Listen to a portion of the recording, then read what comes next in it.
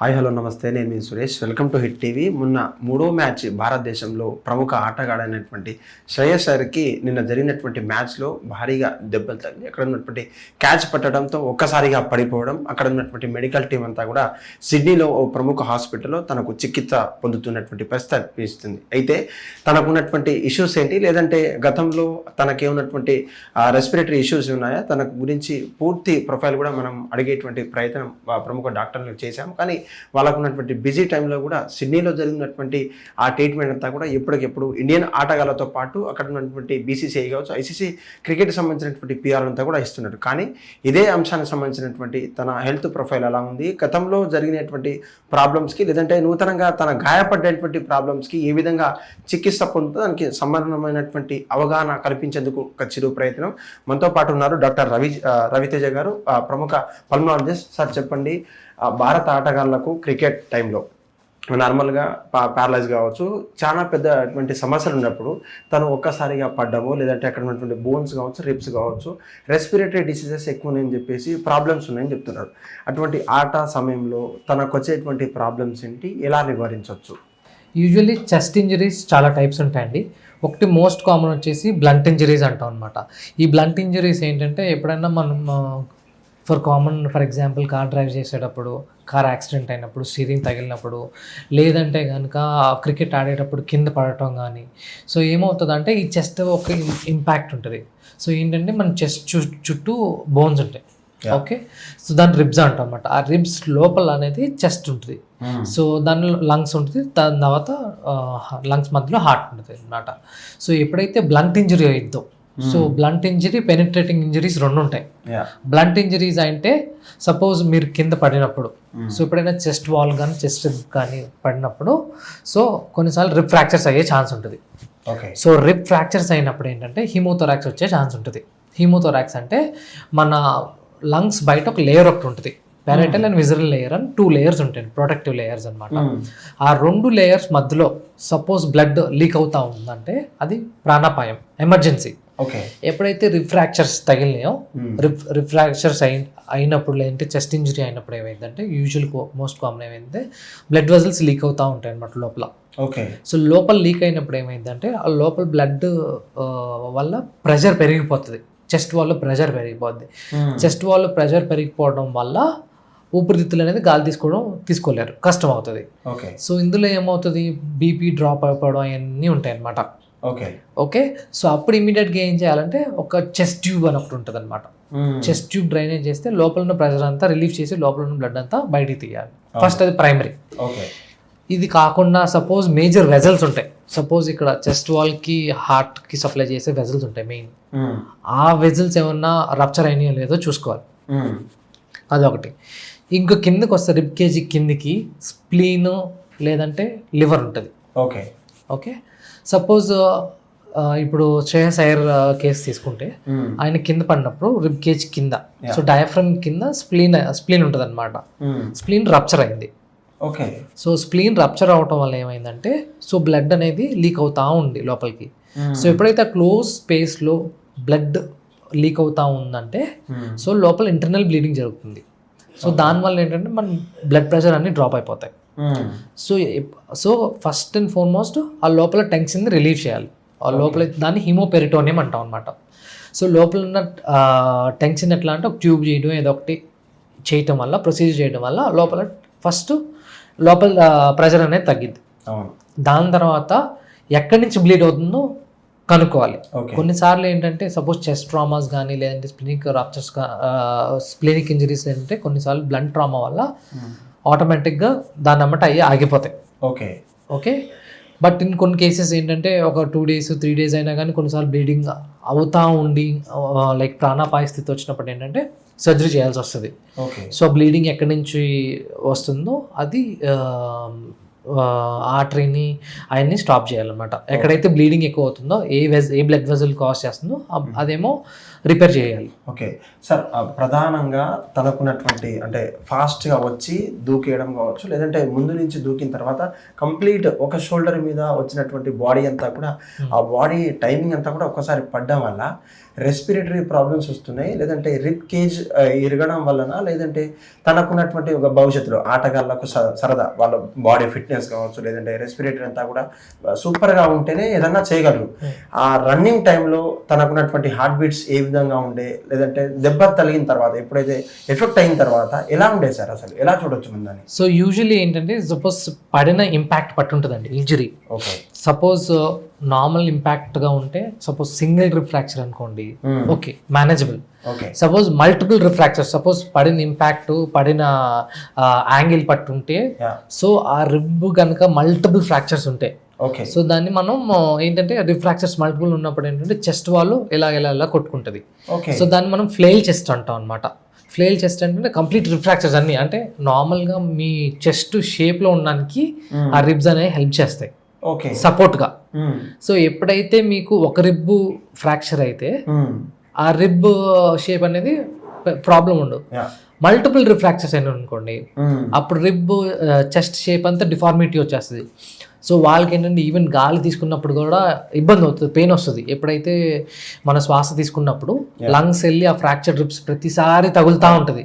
ఆ తగిలినప్పుడల్లా పెయిన్ వస్తూ ఉంటుంది అనమాట. ఆ ఇంపాక్ట్ బట్టి ఆ చెస్ట్ ఇంజరీ అనేది ఐడెంటిఫై చేయొచ్చు అనమాట. ఓకే, అది నార్మల్గా ఒక సామాన్య వ్యక్తికి చిన్నపాటి ఏదన్నా మనకి ఏమన్నా ఇష్యూస్ ఉంటే, రెస్పిరేటరీ ఇష్యూస్ ఉంటే మీకు ఎంతవరకు టైం ఇస్తారు, లేదంటే తనలో శ్రేయస్ అయ్యర్ సంబంధించినటువంటి దాదాపు 3 to 4 weeks అయినా కూడా కంప్లీట్ బెడ్ రెస్ట్ ఉండాలి, తర్వాత ఆట ఆడుతాడా లేదంటే ఇంకేమన్నా ఫర్దర్గా రెస్ట్ అని చెప్పేసి డాక్టర్లు అంటున్నారు సార్.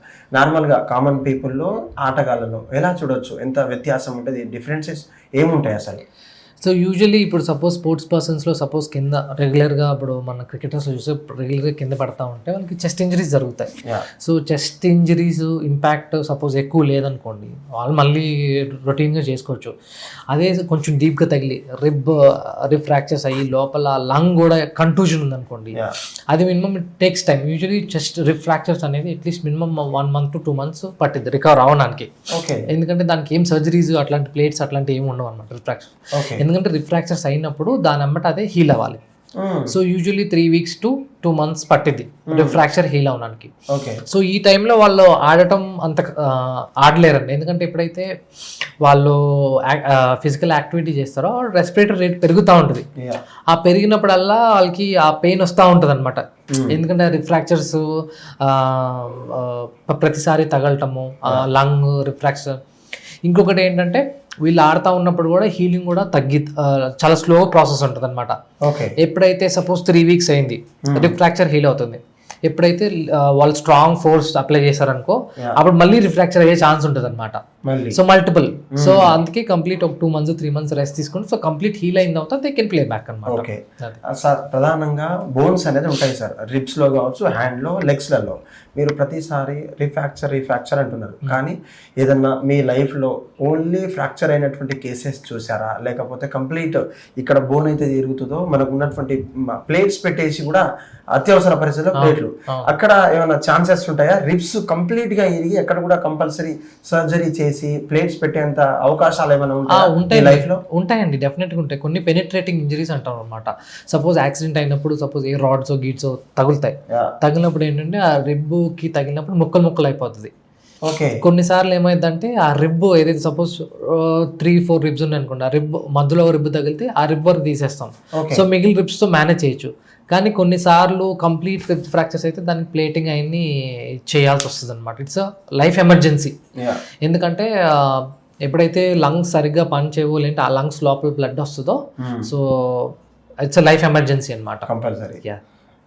ప్రధానంగా ఈ మధ్య అపార్ట్ ఫ్రమ్ దట్ ఈ మధ్య మనం చూస్తుంటాం కరోనా వ్యాక్సిన్ వేసుకోవడం వల్ల ఫస్ట్ డోస్ కావచ్చు, సెకండ్ డోస్, థర్డ్ డోస్ వల్ల ఆ రెస్పిరేటరీ సిస్టమ్ అంతా కూడా దెబ్బతిని హార్ట్ అటాక్స్ కావచ్చు, కార్డియాక్ అటాక్స్తో పాటు కార్డియాక్ డిసీజ్ వస్తున్నాయి సార్ చాలా మందికి. అంటే కేవలం ఆ వ్యాక్సినే ప్రాబ్లం అంటారా, లేదంటే మన లైఫ్ షెడ్యూల్ ఏదైతే డైలీ లైఫ్ రొటీన్స్ అప్పట్లో ఎక్సర్సైజులు కావచ్చు, చిన్నప్పటి నుంచి మనం అంత టెక్నాలజీ పెరిగిన తర్వాత అంటే ర్యాపిడో, ఓలా లేదంటే బైక్ మీద వెళ్ళేటువంటి మనం ఫిజికల్ ఫిట్నెస్కి యాక్టివిటీస్ కొంచెం దూరం ఉన్నాం. ఎలా చూడొచ్చు సార్, కేవలం మానవ శరీరంలో ఉన్నటువంటి భాగం అంతా లేదంటే కొంచెం ఎక్సర్సైజ్ కావాల్సినప్పుడు కేవలం వ్యాక్సిన్ మీదనే కొంత డాక్టర్లు కావచ్చు, ప్రముఖ డాక్టర్లు కూడా ఇదే అని కారణం అని చెప్తున్నారు. ఎలా చూడొచ్చు సార్, మీరు చెప్పండి. బట్ యూజువలీ కోవిడ్ వ్యాక్సినేషన్స్ వల్ల డెత్ అనేది చాలా తక్కువ అండి. మీరు ఏదైతే న్యూస్లో ఎక్కడ ఉంటుందో అది మిస్ఇంటర్ప్రిటేషన్. సో కోవిడ్ వల్ల బ్లడ్ క్లాట్ అవి చచ్చిపోవడం అవన్నీ లైక్ మిస్ఇంటర్ప్రిటేషన్. సో ఒకటి ఏంటంటే ఎవరికైతే కోవిడ్ వచ్చిందో బాగా సివియర్గా అటాక్ అయిందో వాళ్ళకి ఏంటంటే లంగ్ ఫైబ్రోసిస్ అయిపోతుంది. అంటే not everybody, so very few members. అంటే మేము చూస్తాం కోవిడ్ తర్వాత చాలా మంది లంగ్ ఫైబ్రోసిస్ వచ్చిన వాళ్ళు ఉన్నారు. ఒకసారి ఆ లంగ్ ఫైబ్రోసిస్ అయిపోతే ఏమైందంటే లంగ్ అంతా హార్డ్ రాయిలాగా అయిపోతుంది. ఓకే. సో రాయిలాగా ఉన్నప్పుడు ఏంటంటే మీరు గాలి తీసుకొని గాలి వదిలేయడం కష్టం అవుతుంది. ఓకే. సో ఏంటంటే వాళ్ళకి ఆక్సిజనేషన్ ఇష్యూస్ ఉంటాయి. సో అందుకే వాళ్ళు రిపీటెడ్గా హాస్పిటలైజేషన్ అవుతుంది. వాళ్ళకి ఏంటంటే ఒకసారి లంగ్ ఫైబ్రోసిస్ అయిపోతే దాన్ని మళ్ళీ వెనక్కి తిరిగి తీసుకురాలేము. ఓకే. ద ఓన్లీ ఒక ఆప్షన్ ఏంటంటే లంగ్ ట్రాన్స్ప్లాంటేషన్ చేయించుకోవడం.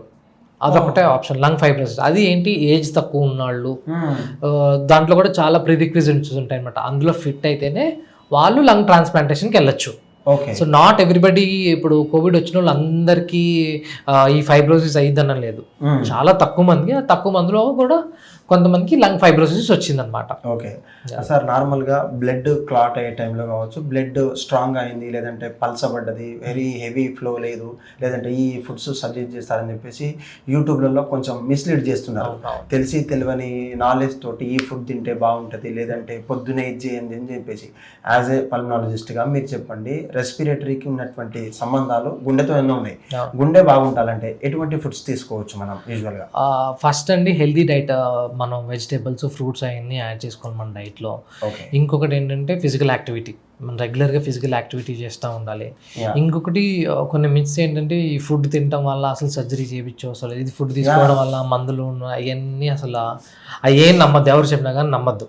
ఎందుకంటే ఫుడ్స్ తీసుకోవడం వల్ల ఏంటంటే జస్ట్ మేబీ ఒక 5-10 నాట్ ఈవెన్ 2 to 5% చేంజ్ ఉండదు, కానీ ఇదేమి పెద్ద లైఫ్ చేంజింగ్ సిచ్యువేషన్ అయితే ఏముండదు. ఓకే, అన్లెస్ అంటే మీరు హెల్దీ డైట్ మెయింటైన్ చేయాలి. హెల్దీ డైట్ మెయింటైన్ చేసి ఎక్సర్సైజ్, ఫిజికల్ యాక్టివిటీ చేసి ఎక్సర్సైజ్ చేస్తే అది మీకు యాడప్ మీ మెడిసిన్స్తో పాటు. అంతేగాని ఓన్లీ డైట్ లేదంటే ఓన్లీ మెడిసిన్స్ వల్ల విల్ నాట్ చేంజ్ ఎవ్రీథింగ్ అనమాట. అది